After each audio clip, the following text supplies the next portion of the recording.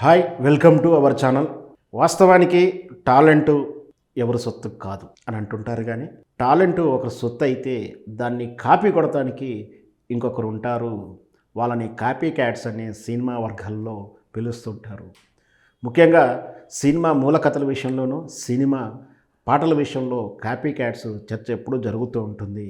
ఈరోజు గుంటూరు కారం చిత్రం మీద కాపీ క్యాట్స్ చర్చ ఒకవైపు త్రివిక్రమ్ శ్రీనివాసరావు గారి మీద కూడా కాపీ క్యాట్ అంటూ తన కథలను తానే కాపీ కొట్టాడని, నవలలను కాపీ కొట్టాడని చర్చ జరుగుతుంటే, ఇప్పుడు తమన్ మీద కూడా కాపీ క్యాట్ అని ముద్ర వేస్తున్నారు ప్రేక్షకులు లేదా సోషల్ మీడియా ట్రోలర్స్. వాస్తవానికి ఏం జరిగిందో మనం తెలుసుకునే ప్రయత్నం చేద్దాం.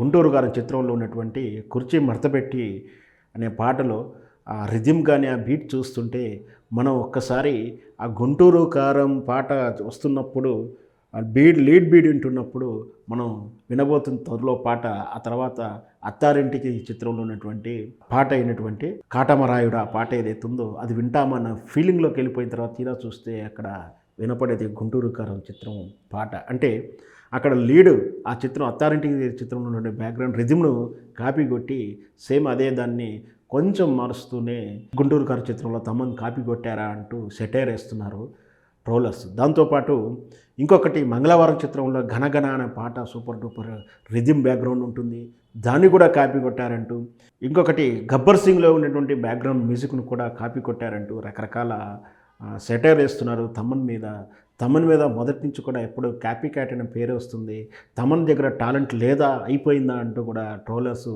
వివిధ కామెంట్ చేస్తూ ఉన్నారు. వాస్తవానికి తమన్ ఇచ్చే మ్యూజిక్ చాలా బాగుంటుంది, కానీ కొంచెం కొత్తదనం కోరుకుంటున్నారు. ఆ చిత్రంలో బ్రహ్మానందం ఉన్నట్టు నా నుంచి కొత్తదనం కోరుకుంటున్నారంటూ తమన్ నుంచి కూడా కొత్తదనమే కోరుకుంటున్నారు ప్రేక్షకులని. తమన్ తెలుసుకుంటే ఇంకా సినిమాలు సూపర్ డూపర్ హిట్ అవుతుందని మనం కోరుకుందాం.